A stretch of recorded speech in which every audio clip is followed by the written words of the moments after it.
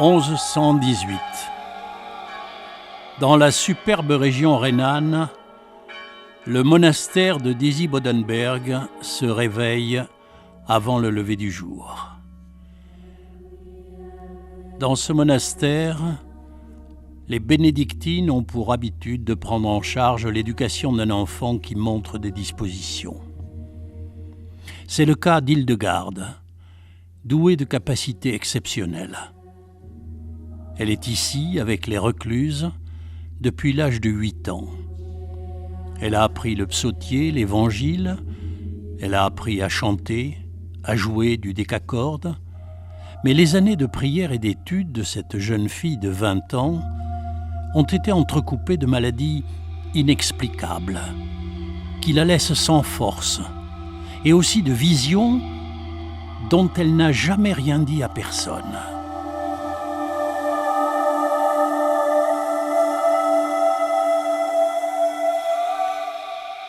Étrange jeune fille pleine de feu, puisant à pleine coupe dans tous les domaines de la connaissance et sombrant dans des périodes d'abattement qui la laissent sans vie.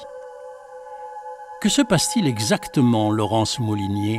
Car, chose curieuse, les maladies d'Hildegarde surviennent toujours quand elle ne parvient pas à atteindre le but qu'elle s'est fixé. Ça ne va pas tout expliquer, je pense. C'est certain, c'est qu'il y a une alternance entre maladie très grave et puis tout d'un coup libération parce qu'elle a pu soit obtenir ce qu'elle voulait, soit révéler le message divin. Bon, ça c'est clair, hein, ce cycle-là est très très bien attesté par elle-même. Hein. Elle le raconte la première avec des choses terribles. Elle devient aveugle, elle ne peut plus bouger de son lit.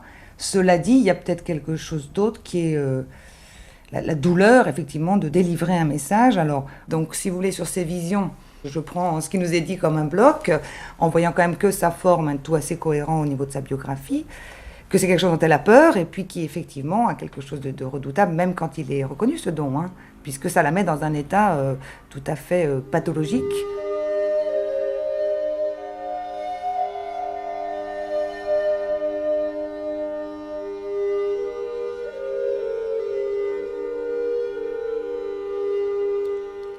« 1146. Le XIIe siècle bouillonne. Le contact, même violent, avec le monde arabe, élargit prodigieusement nos connaissances. Les grands textes sont traduits. Un souffle poétique parcourt le midi de la France, celui des troubadours. La deuxième croisade est prêchée par Bernard de Clairvaux, qui est devenu la conscience de la chrétienté. L'Église romaine n'est plus la seule à tenir ses conciles. L'hérésie cathare se répand. Pendant ce temps, dans son cloître rhénan, Hildegarde compose de la musique, dévore les manuscrits de médecine, de botanique surtout. On la voit dans le jardin de l'abbaye cueillir des plantes dont elle fait des élixirs que les gens de la région viennent chercher. On lui doit des études sur les simples, mais aussi sur les compositions complexes de médicaments. Hildegarde n'ignore pas non plus les emplois magiques de certaines plantes. Elle nous renseigne sur les usages bons et mauvais de la mandragore et ceux de la fougère. Si l'on prépare quelques figurines pour blesser ou tuer une personne, et que celle-ci est près d'elle de la fougère, la figurine ne peut lui causer du tort. Si quelqu'un a été pris au piège de l'amour par des paroles magiques, il doit toujours porter sur lui de la bétoine et il se portera mieux. Elle soigne les ulcères, les plaies, les panaries, les taches de la peau. Elle réduit les fractures. Il est difficile de faire la part de la culture savante et de la culture populaire dans le savoir d'Hildegarde. Il est difficile de savoir jusqu'où vont ses dons divinatoires, mais son œuvre est surprenante. Au point qu'un journaliste médical, d'aujourd'hui évidemment, a pu écrire « Des milliers d'heures de recherche auraient pu être économisées si l'on avait consulté les parchemins écrits par Hildegarde de Bingen. » Un autre auteur croit savoir qu'une partie de ces manuscrits serait détenue par l'Union des pharmaciens et enfermée dans un coffre-fort. Toujours est-il que, dans ce domaine, l'œuvre d'Hildegarde est importante, Laurence Moulinier. Il y a même des officines, tout d'abord, qui fabriquent des remèdes d'après ces prescriptions. Il y a des médecins en Allemagne et en Suisse, à l'origine, je crois que le phénomène a gagné la France, hein, j'en suis même sûre, qui se targuent d'avoir obtenu des réussites dans tel ou tel cas avec des cures strictement hildegardiennes. Vous avez des exemples un peu concrets ? Alors, je me rappelle, mais c'est un peu confus maintenant dans mon esprit, qu'on pouvait acheter les chaussures en peau de blaireau que Hildegarde recommandait contre le rhumatisme ou quelque chose comme ça. Bon, pour moi, c'était quand même une sorte de comble, mais j'ai quelque part dans ma bibliothèque, il faudrait que j'ai le temps de retrouver, des catalogues, effectivement, avec les pierres précieuses, les préparations à base de telle ou telle chose. J'ai eu en montant de l'épeautre à la façon hildegardienne, et puis du vin de lavande, tel qu'Hildegarde le prescrivait. Alors c'est assez répandu, il y a des gens qui en font vraiment un commerce, d'autres qui le font plus religieusement, je dirais, c'est-à-dire que je connais pas mal de monastères ou de communautés qui retrouvent dans la médecine hildegardienne le moyen d'accéder à une pureté, à une santé chrétienne.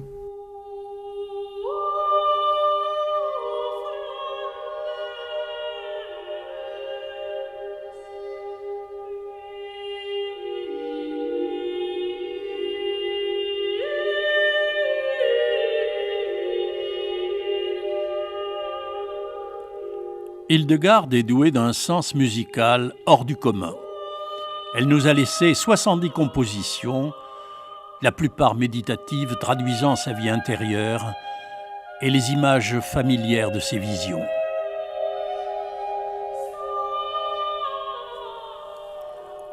Ô vous qui préparez le baume, vous qui êtes en la très suave viridité des jardins du roi, vous montez vers la hauteur quand vous accomplissez le saint sacrifice au milieu des béliers. Là encore, on peut se poser la question. Inspiration divine ou simple talent de musicienne ? Qu'elle ait mis Dieu là-dedans, oui, en un sens, hein, puisqu'elle l'appelle quand même la symphonie de l'harmonie des révélations célestes. Bon, ça dit bien quand même d'où tout cela est censé provenir. En ce qui concerne le talent musical, c'est bien difficile à évaluer, mais on sait qu'elle avait des frères, eux-mêmes musiciens, chantres, et puis un autre, je ne sais plus ce qu'ils faisaient, mais enfin, qui avait cette veine-là. Et elle a été élevée par une recluse pendant quelques années, qui lui a enseigné aussi les rudiments de l'harmonie. Donc, tout cela a pu, créer déjà des conditions favorables, et puis là, l'éternelle question du don, hein, qu'on ne pourra pas résoudre, mais qui visiblement est intervenue, puisque ces compositions passent pour très originales à l'époque où elle les écrit. Au point de vue de la composition, alors là, techniquement, je suis bien incapable de dire en quoi, hein, mais je le sais. C'est une forme de composition tout à fait neuve. Et on lui écrit, me semble-t-il, dès 1148, un maître parisien qui s'appelle Eudes de Soissons, qui salue en elle vraiment des nouvelles manières d'associer les sons. Une des clés du succès de Hildegarde auprès des musicologues vraiment sérieux, hein, je pense à des interprètes d'extrêmement grande qualité comme Sequentia, qui ont entrepris d'éditer toute son œuvre. Bon, une des clés de ce succès, c'est aussi ça, c'est l'attrait d'une musique étonnante.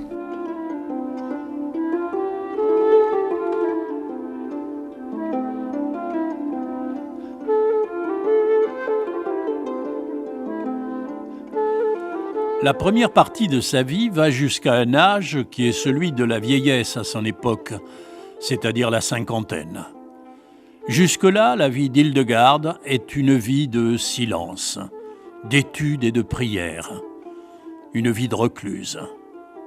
Et soudain, à 50 ans, cette femme faible, obscure, va jaillir en pleine lumière et devenir l'une des voix les plus écoutées de son siècle, dans tout le nord de l'Europe. Tout a commencé sans doute quand elle a osé demander à Bernard de Clairvaux comment elle devait interpréter ses visions. Il n'empêche que la rédaction de ces visions vous ont demandé un travail de réflexion considérable, plus de 7 ans. Je n'ai jamais connu une seule heure de tranquillité. Je suis continuellement empli d'une crainte qui me fait trembler. Je me trouve parfois dans des états de faiblesse qui m'empêchent de me lever. Lors de ma dernière vision, j'étais comme calcinée par tant de souffrances physiques. Et puis, l'illumination achevée, c'est comme une rosée, un rafraîchissement qui m'arrache à la maladie et à la mort. J'ai l'impression que je vais m'envoler. C'est Dieu qui me retient comme une plume emporté par le vent. Vous devez répondre à cette grâce divine qui vous est accordée. Vous devez recevoir ces visions comme autant de messages divins.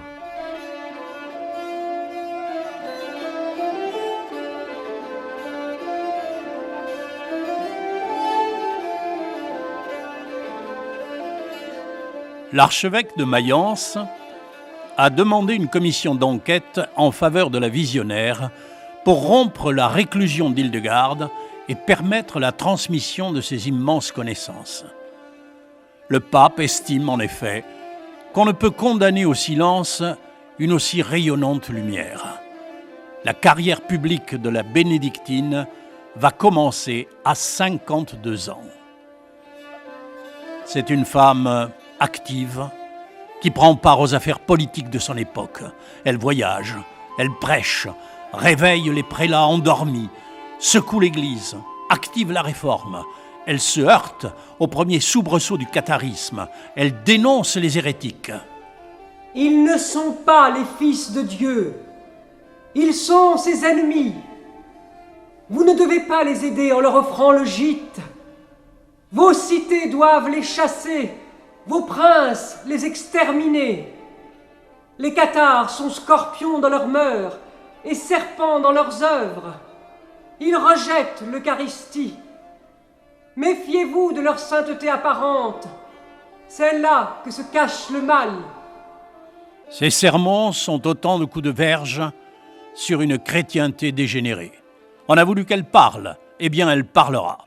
Elle dira son fait aux petits comme aux grands. Les dignitaires de l'Église, les rois, les princes, personne n'échappera aux vérités sortant de sa bouche. Au pape Anastase IV, elle écrit « Ô homme, l'œil de ta connaissance faiblit. Pourquoi ne tranches-tu point les racines du mal ?» Elle prodigue ses conseils, envoie ses critiques au duc de Lorraine, à Henri II d'Angleterre, le meurtrier de Thomas Becket, à Aliénor d'Aquitaine, emprisonnée, à l'impératrice de Byzance. Lorsqu'en 1162, les troupes de Frédéric Barberousse rasent Milan, Hildegarde prend le parti du pape contre l'empereur. Elle va voir celui-ci en son palais, près de Mayence. Dans un cadre somptueux, face à face, un jeune et puissant empereur et une fragile petite nonne de 64 ans. Mais l'empereur Barberousse est lancé dans sa folie, dans sa mégalomanie, et plus rien ne l'arrêtera, pas même les objurgations de la moniale.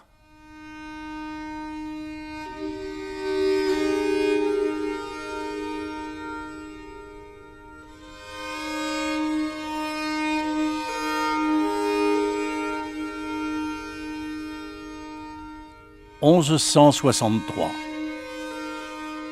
Dans sa 65e année, Hildegarde se débat dans ses incessantes visions. Un jour, l'une d'elles la bouleverse particulièrement.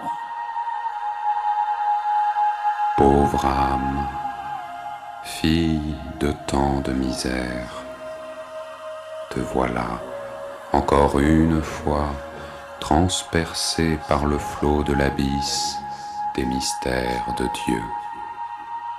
Pour le service des hommes, ne relâche pas ta plume. Transcris ce qu'ont vu tes yeux et ce qu'ont perçu tes oreilles intérieures. Que les hommes accèdent à la connaissance de leur Créateur. Qu'enfin ils consentent à l'adorer dans la dignité et à le vénérer. Rédige donc cet écrit, non point comme le désirerait ton cœur, mais comme le veut le témoignage de celui qui n'a ni commencement ni terme.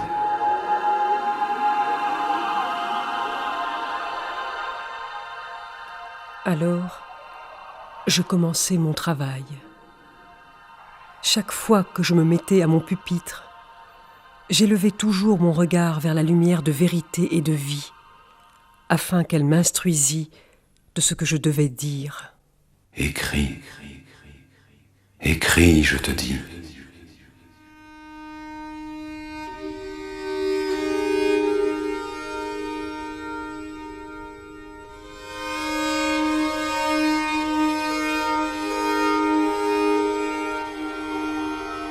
Ces visions, quelles sont-elles? Ces visions s'organisent en volume, en masse. Il y a comme une étrange géométrie évolutive avec des cercles, des carrés, sur plusieurs plans, des subdivisions, des ramifications, des zones où se rangent les péchés, les vertus, les éléments naturels, des figures, des visages d'hommes, des mains, des glaives, des griffes de faucons, des couleurs symboliques, des sonorités célestes ou infernales. On a tenté d'expliquer les migraines dont elle souffrait, ses désordres fonctionnels nerveux, ses guérisons rapides. Avant chaque vision, elle ressentait les mêmes symptômes, un point ou des points lumineux, chatoyants, se déplaçant selon un mouvement ondulant, comme des étoiles, une lumière montrant des figures circulaires concentriques au tracé tremblotant. Je vis une grande étoile superbe et magnifique, accompagnée d'une multitude d'étoiles qui tombaient. Et soudain, elles se transformèrent en morceaux de charbon tout noirs qui échappèrent à ma vue. C'est ce que le langage médiéval appelle le scotum scintillant de la migraine. Alors, pathologie mystique? Apparemment pas. La vision se déroule en pleine conscience. C'est une femme lucide qui reçoit un message. Ce que j'écris, je l'ai perçu dans le parfait éveil de mon corps. Ma vision, ce sont les yeux intérieurs de mon esprit et les oreilles intérieures qui l'ont transmise. Je ne me trouve pas en état de léthargie. Il ne s'agit pas non plus d'un transport de l'esprit. J'expose ce que m'offrent les secrets du ciel. Ces secrets, ces visions étonnantes, elle nous les laissera sous la forme du livre des œuvres divines. 13 visions éblouissantes.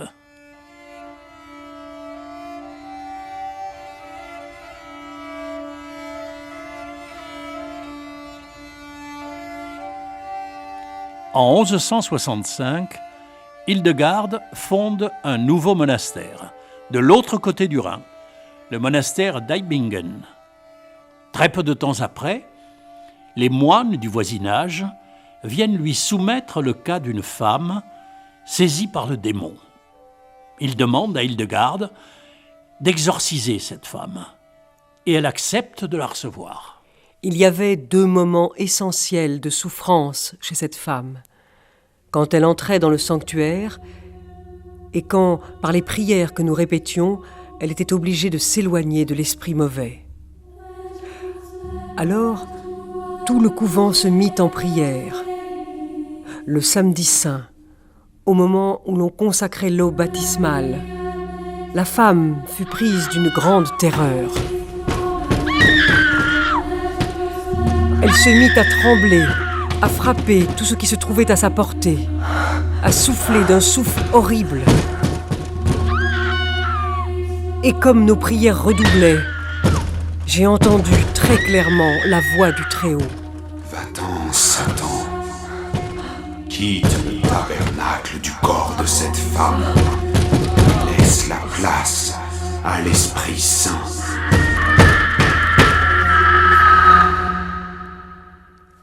L'esprit immonde venait de sortir de la bouche de la femme en d'horribles vomissements.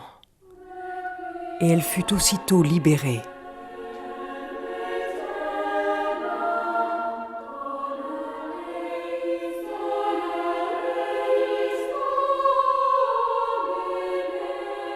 Plusieurs exorcismes ont été pratiqués par Hildegarde. De là à dire qu'elle accomplissait des miracles, il n'y a qu'un pas. Et ce pas était franchi. Mais Laurence Moulinier, qu'est-ce qu'on a comme preuve? On a les actes de l'enquête de canonisation qui a été menée à partir de 1233. et qui est venu recueillir des témoignages sur les miracles accomplis par Hildegarde. Alors, la chose qu'il faut avoir présente à l'esprit, c'est qu'en 1233, désormais, dans les critères de sainteté, il est recommandé par la papauté d'avoir accompli des miracles post-mortem. Hein. Les miracles accomplis de son vivant peuvent toujours être suspects, ça peut toujours être du charlatanisme, etc. En revanche, si un saint les accomplit post-mortem, alors là, c'est vraiment une preuve de la sainteté. D'où, effectivement, l'écrasante majorité de miracles post-mortem dans ces fameux actes du protocole de canonisation qu'on a.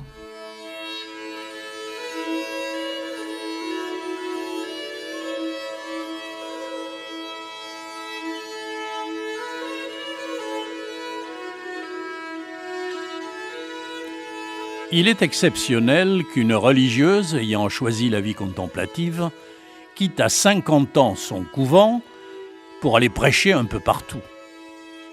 Sa réputation a atteint l'Angleterre, la France, l'Espagne, l'Italie, toute l'Europe centrale. Elle va discuter librement avec les princes, l'empereur, le pape. Et l'histoire de cette femme se transformera bientôt en légende. Il y a en Allemagne une vierge admirable qui, bien qu'elle fût laïque et illettrée, a appris en songe non seulement à s'exprimer, mais à dicter en latin. En latin et aussi dans une langue qu'elle a forgée elle-même, n'est-ce pas, Laurence Moulinier? La langue inconnue. Voilà, j'ai travaillé dessus, j'ai fait ce que j'ai pu, en émettant là aussi quelques hypothèses. Il y a des gens qui travaillent dessus ardemment. On ne sait pas très bien ce que c'était. Hein. On ignore absolument l'intention qui a présidé à la composition de cette petite œuvre. Ce qu'on appelle lingua ignota, ou ce que les manuscrits appellent comme ça, hein, langue inconnue, c'est pas une langue, c'est un lexique plutôt. C'est-à-dire qu'il y a à peu près 1 millier de mots, mais il n'y a pas de verbe, il n'y a pas d'outil de coordination ni rien. Ce ne sont que des substantifs, bon, qui sont déjà assez intrigants. Beaucoup de termes sont là pour nous donner des synonymes de noms d'arbres, de noms de plantes. Il y a toute une liste intéressante de noms relatifs à la vie du monastère, justement. L'atelier de copie, alors il y a, comment dire, encre, plume, etc., etc.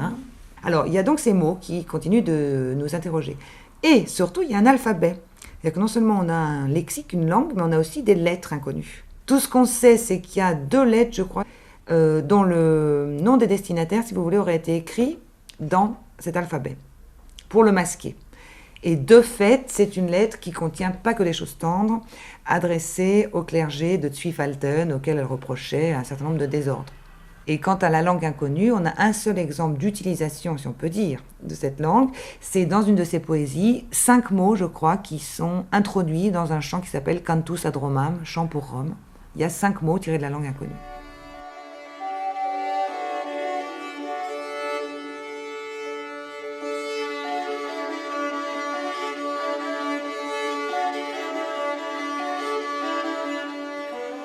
Partout où elle passe, on est ébloui par la personnalité de cette femme.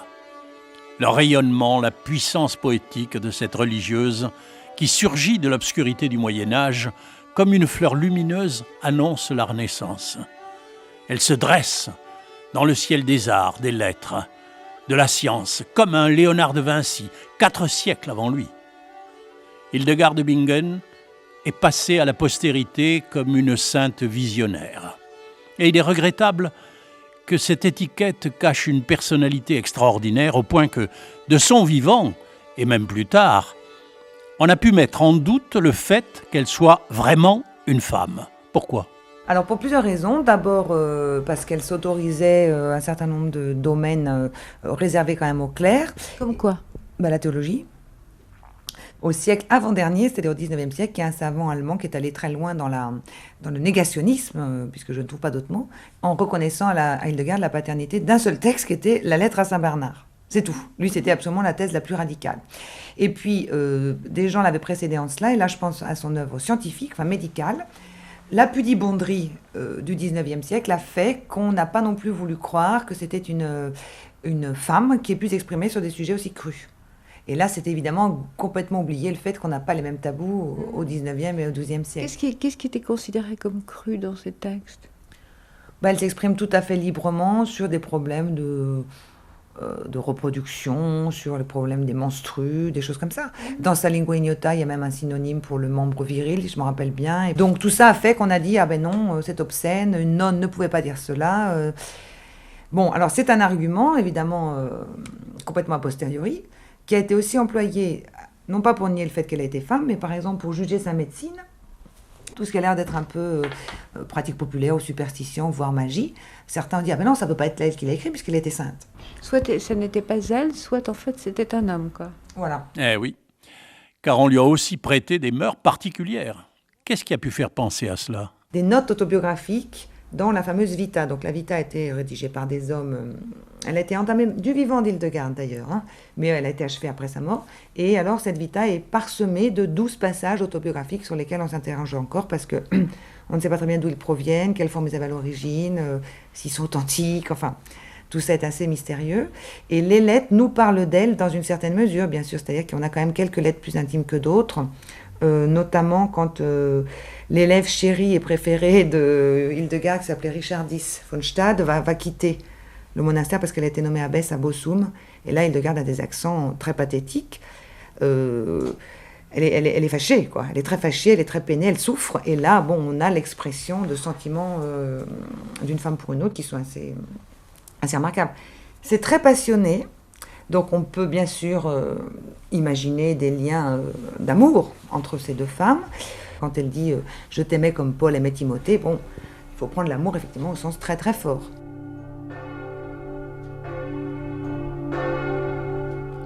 En 1179, alors que l'abbesse Hildegarde est dans sa 82e année, une prophétie lui révèle qu'elle doit prochainement rejoindre son époux céleste. Elle en informe alors les filles du couvent et met ses affaires en ordre. La mort vient en effet la chercher le 17 septembre.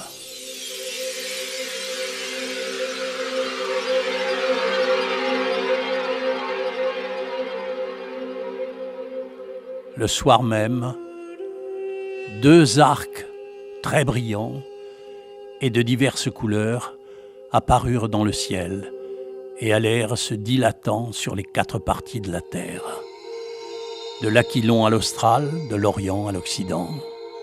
Au sommet, les 2 arcs se rejoignaient et une claire lumière semblait repousser les ténèbres de la nuit. Dans cette lumière, on vit une croix rutilante, petite d'abord, puis croissante peu à peu et devenant immense. Après qu'Hildegarde fut mise au tombeau, sur ce tombeau furent accomplis quelques miracles, des guérisons surtout. On dit même qu'autour de la tombe flottait une suave odeur.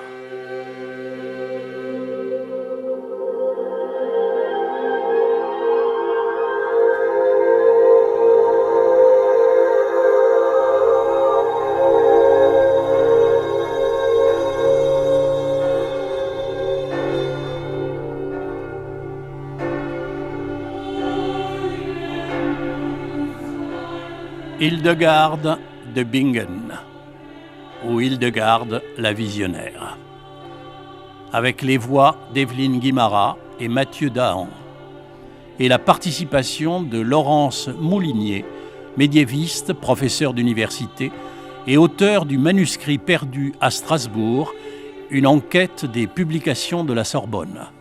Reportage, Marie-Louise Beau. Documentation, le livre des œuvres divines aux éditions Albin Michel et Hildegarde de Bingen de Régine Pernoud au livre de poche. Je vous signale que plusieurs musiques utilisées dans cette émission sont des compositions de Hildegarde de Bingen elle-même. Mixage, Guy Senot et Armel M. Réalisation, Emmanuel Geoffroy.